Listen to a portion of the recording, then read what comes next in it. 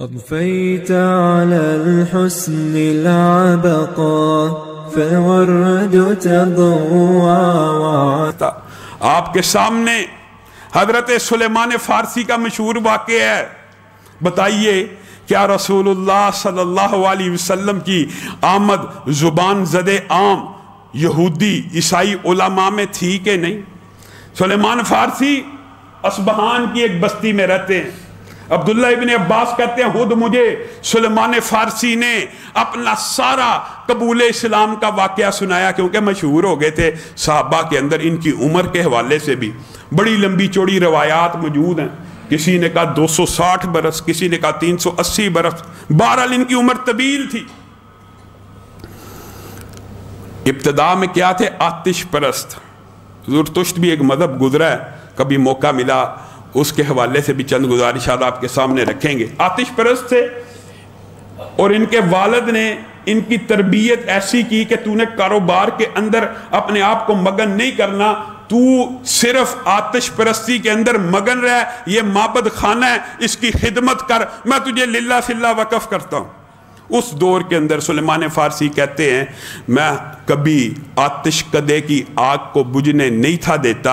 ایک دن میرا باپ مکان کی تعمیر میں مصروف تھا، علاقے کا سردار تھا. اس نے کہا جا بیٹا جگیر کا چکر لگا کے آ. میں جگیر کا چکر لگانے گیا. یہ لمبا چوڑا واقعہ مختصر کر کے آپ کے سامنے رکھتا ہوں، پھر بھی واقعہ طویل ہے.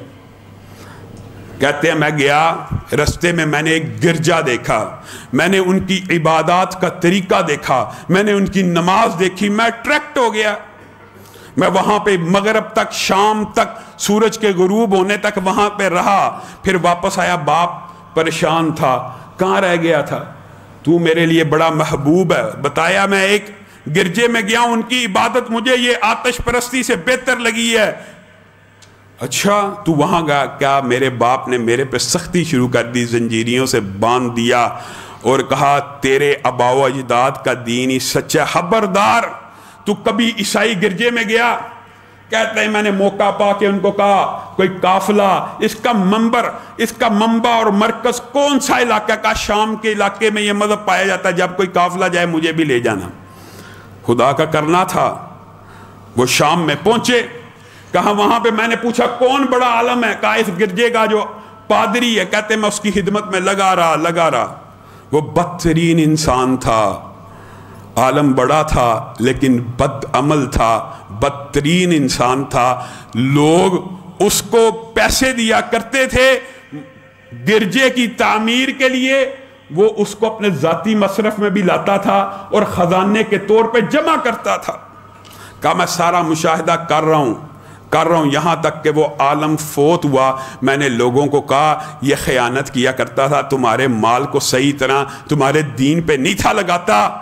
کہا اس کا کیا ثبوت ہے؟ کہا آؤ میں تمہیں 7 مٹکے دکھاتا ہوں جس کے اندر اس نے تمہارا خزانہ بھرا ہوا ہے. وہ 7 مٹکے دکھائے. عیسائیوں نے اس عالم کو سولی پہ لٹکایا اور دفن نہ کیا. کہا اس کے بعد ایک اور عالم آیا، وہ بہت عمدہ تھا، وہ بڑا اچھا تھا، قول و عمل ایک جیسا تھا. میں اس کی خدمت میں مشغول رہا. مجھے اس سے ایسی محبت ہو گئی کہ اس جیسی محبت پہلے میں نے کسی سے محسوس نہ کی. میں اس کی خدمت میں لگا رہا. اس کا آخری وقت آ گیا. میں نے کہا میں تو حق کے راستے پہ چلتا ہوا یہاں تک پہنچا ہوں، آپ مجھے بتلائیے کیا آپ کے بعد بھی کوئی ایسا عالم ہے جو اللہ سے صحیح معنوں میں ڈرتا ہو، اخلاص کا پیکر ہو، قول و عمل ایک جیسا ہو؟ کہا ہاں ہے. موصل چلے جاؤ. کہا وہاں پہنچا، وہاں پہ بھی ایسا عالم پایا، بہترین عمل. یہ بھی لمبا چوڑا واقعہ ہے. اس کی موت کا وقت آیا. میں نے کہا آپ کا پہلا ساتھی بھی بڑا عمدہ تھا، اس نے آپ کی طرف رہنمائی کی، آپ بھی بہت عمدہ ہیں، آپ کی میں نے خدمت کر دی، آپ دنیا سے جانے لگی ہیں. بتائیے کوئی اور آپ جیسا عالم دنیا میں ہے؟ کہا ہاں. نصیبین چلے جاؤ، وہاں پہ ایک عالم ہے. کہتے میں وہاں پہنچا، یہی ماجرا ہوا. اس نے کہا اس وقت جب آخری وقت آیا، دنیا کے اندر ایک بندہ باقی ہے میری نظر میں جو صحیح دین اور مذہب کے اوپر ہے، وہ اموریا میں رہتا ہے، اس کے گرجے میں چلے جاؤ. کہا میں اموریا پہنچا. वो बहुत बड़ा आलम था, उसकी भी खिदमत की। वो कौलो अमल का एक जैसा था, वो पैकर इखलास था। उसका भी आखिरी वक़्त आन पहुंचा। मैंने पूछा अब मैं क्या करूं? कहा मेरे इल्म के मुताबिक अब दुनिया के अंदर कोई हक परस यहूदी या ईसाई आलम बाकी नहीं है। हाँ, तुझे एक बात कहता हूं, मुझे उम्मीद है वो वक़्त बहुत करीब आ चुका है जब एक पैगंबर और रसूल का ज़हूर होने वाला है। उसने हज़रत सुलेमान फ़ारसी को 2 संगलाख चट्टानों और मैदानों के दरमियान नबी करीम सल्लल्लाहु अलैहि वसल्लम की हिजरत गाह की निशानियां बतलाना शुरू की। स्याह पत्थर होंगे, खजूर के दरख्त होंगे, इस तरह का महल्ले वकू होगा। उसके कुंबे और कबीले के लोग, उसी की बरादरी के लोग सिर्फ एक अल्लाह की तरफ बुलाने की वजह से उसको अपनी बस्ती से निकाल देंगे और वो मदीना की तरफ हिजरत कर जाएगा। ये उस नबी का आखिरी मकाम होगा। तू अगर चाहता है हक को पाना, हदायत को पाना, रुश्द को पाना है तो उस इलाके की तरफ चले जा। हज़रत सलमान फ़ारसी कहते हैं, इतनी अजमत सुन के मैंने उससे 2-3 सवालात किए, अगर मुझे उस बस्ती में ऐसा रसूल, ऐसा पैगंबर मिल जाए, उसकी निशानियां क्या होंगी? आप मुझे बतलाइए। ये जो मैं वाक़या बयान कर रहा हूँ, ये जो अमूरिया का, मूसिल का, नुसैबीन का, ये जो सारे शाम के पादरी, ये राहिब, ये नबी करीम सल्लल्लाहु अलैहि वसल्लम की निशानियों को कहाँ से पढ़ते थे? तौरात और इंजील से। और बतलाने क्या लगे हैं? अमूरिया का राहब हज़रत सुलेमान फ़ारसी को कहता है वो नबी सदका कबूल करेगा लेकिन खाएगा नहीं। उस नबी की निशानी ये होगी, तेरे सदके को कबूल करेगा लेकिन खाएगा नहीं। हाँ, लेकिन तू जितना मर्जी गरीब हो, जितना मर्जी नादार हो, जितना मर्जी कमज़ोर हो, अगर उस नबी के सामने तोहफे के तौर पे रखेगा तो उसको खा लेगा, उसको खाएगा।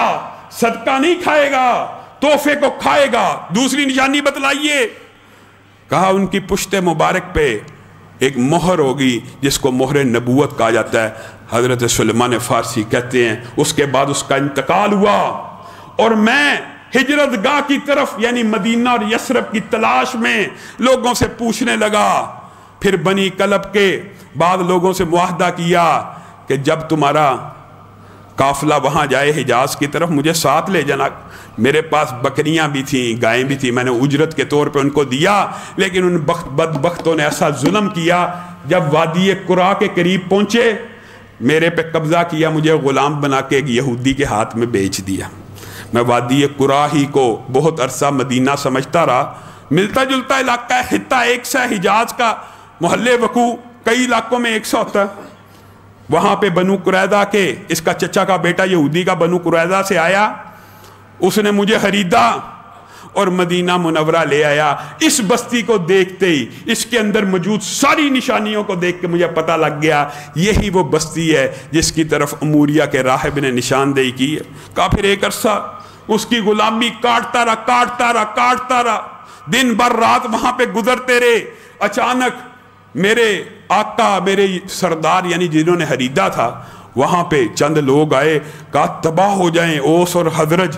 कुबा में एक बंदा आया, उसने नबूवत का ऐलान किया है, वो मक्का से हिजरत करके आ रहा है। ये ओस, हजरज और कुंबे और कबीले उसके हाथ पे इस्लाम को कबूल करने लगे हैं। कहा मेरा उसी वक्त कान खड़े हुए, ठटका। मैंने अपने आका से पूछा कौन है कौन? उसने मुझे थप्पड़ मारा, तेरा क्या लेना देना इन बातों से? कहा लेकिन मुझे पता चल गया मेरा मतलूब और मकसूद मुझे मिलने वाला है, जिसके लिए इतने बरस तड़पता रहा वो मंजिल करीब है। कहा सबसे पहले दिल में अमूरिया के राहिब की वो निशानियां आईं। खजूरों को उठाया, खजूर के बाग में ही काम करता था, नबी करीम सल्लल्लाहु अलैहि वसल्लम की बारगाह में पेश हुआ आजमाने के लिए। अभी इस्लाम तो कबूल कब के कर चुके थे दिल में, लेकिन आजमाइश के अमूरिया के राहिब ने जो निशानियां बतलाई हैं वो पूरी होती हैं कि नहीं? नबी करीम के सामने गया, उनको कहा ये मेरी तरफ से सदका है। नबी करीम सल्लल्लाहु अलैहि वसल्लम ने बढ़ के कबूल किया और अपने साहबा को कहना शुरू हो गए, आओ मेरे साथियों, तुम्हारे लिए एक बंदा खाने की चीजें लाया है। सहाबा ने खजूरें ली, नबी करीम ने मुंह में नहीं डाली। कहा एक निशानी पूरी हो गई। अगले दिन मैं गया, मैंने नबी करीम सल्लल्लाहु अलैहि वसल्लम की बारगाह में तोहफे के तौर पे उससे कुछ कम दर्जे की खजूर रखी, जो कल लाया था वो आला थी, सदके की थी, नबी ने एक लुकमा नहीं लिया, आज कम दर्जे की लाया, लेकिन नबी को कहा ये आपके लिए तोहफा और हदिया लाया हूं। नबी करीम ने कहा मरहबा, बिस्मिल्लाह करके खजूर को मुंह में डाल लिया। मेरे सामने निशान, ये तुरात के अंदर, इंजील के अंदर राहिबों ने हजरत सुलेमान फारसी को ये निशानियां बतलाई थी, का एक ही निशानी रह गई थी और वो मोहर नबुवत थी। मैं बकीए गरकद में पहुंचा, नबी करीम वहां पे पहले सहाबी को दफन कर रहे हैं, मैं पीछे से जानबूझ के चादर को खींचा, मोहर को देखा, उसको चूमना शुरू किया, अशहदु अल्ला इलाहा इल्लल्लाह व अशहदु अन्ना मुहम्मदन अब्दुहु व रसूलुहु का नारा बुलंद किया। नबी करीम सल्लल्लाहु अलैहि वसल्लम पलटे, अपने सीने से लगाया, कहा क्या माजरा है? कहा फिर मैंने सारी दास्तान सारे सहाबा को सुनाई। नबी करीम सल्लल्लाहु अलैहि वसल्लम मुस्कुराना शुरू हो गए और कहा अल्लाह की कसम, अमूरिया के राहब ने तुझसे सच कहा था, मेरी यही निशानियां तौरात और इंजील में मौजूद हैं। अब नबी करीम सल्लल्लाहु अलैहि वसल्लम की बात सुनिए, सलमान फारसी के साथ कितना उम्दा मामला किया। अच्छा मेरे गुलाम, इतनी सदियों का सफर करके हक की तरफ पहुंचे हो, बताओ कितने में मुकातबत हुई है, किस चीज के इवद गुलाम ठहरे हो? कहा 300 खजूर के दरख्त, 300 खजूर के दरख्त और 40 ओकिया सोने के बदले में मेरी मुकातबत हुई है। नबी करीम ने कहा, उसी वक्त साहबा को कहना शुरू किया, कौन है जो सलमान फारसी की आज़ादी के लिए सदका करता है?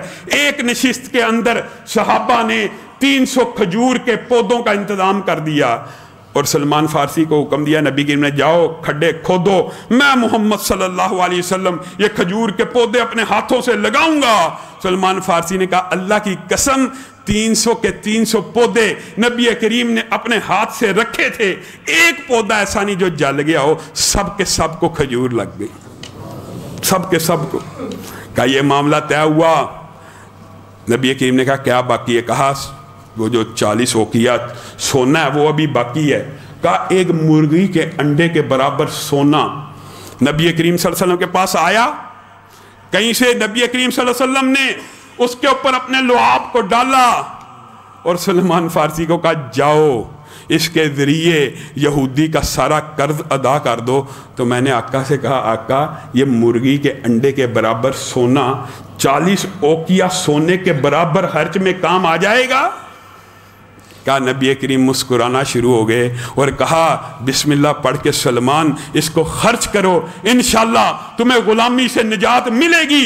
हजरत सलमान फारसी कहते हैं अल्लाह की कसम उस सोने को मैंने इस्तेमाल करना शुरू किया, जहां पे आखिरी कतरा खत्म हुआ वहां पे 40 ओकिया सोना पूरा हो गया। أضفيت على الحسن العبقى فالورد تضوى واعتنقا حسن يا